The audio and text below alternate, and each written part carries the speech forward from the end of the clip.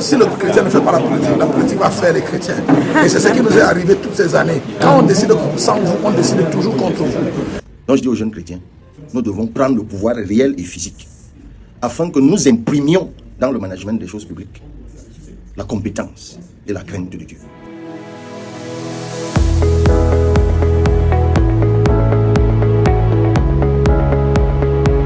C'est devant un grand nombre de leaders chrétiens que Cabral Libby a détaillé ses ambitions pour l'Église s'il est élu président de la République. Le député s'engage à effectuer une révision de la loi de 1990 sur les associations pour permettre aux églises de fonctionner plus librement. Cabral Libby ambitionne ainsi de travailler à l'émergence d'une nation où les valeurs éthiques occupent une place centrale, offrir également un cadre juridique stable à l'Église, mais aussi définir un statut clair pour les ministres de culte et placer l'Église au cœur des instances de prise de décision nationale. Cette démarche a trouvé un écho favorable et enthousiaste.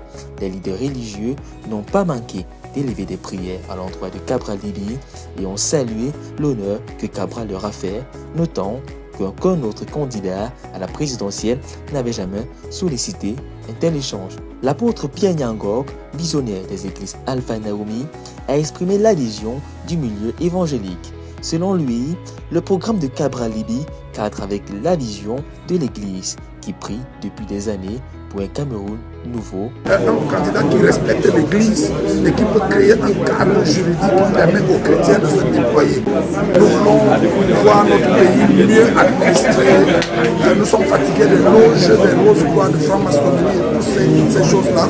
Et c'est toujours notre prière de voir des gens qui peuvent se lever et qui se disent nous voulons assainir les mœurs.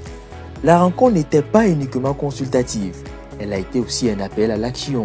Le candidat a profité de l'occasion pour inviter les leaders d'église à mobiliser les chrétiens pour participer activement à la surveillance du vote qui se tiendra ce dimanche 12 octobre. Le plus difficile, ce n'est pas de trouver des gens à mettre comme représentants dans les bureaux de vote, mais c'est de trouver des gens qui craignent Dieu.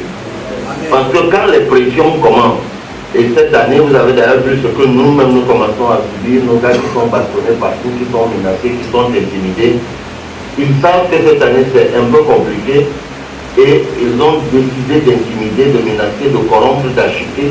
C'est pour cela que je compte beaucoup sur l'Église, parce que je reste convaincu qu'en son sein, on peut trouver des hommes et des femmes intègres, habités par la crainte de Dieu.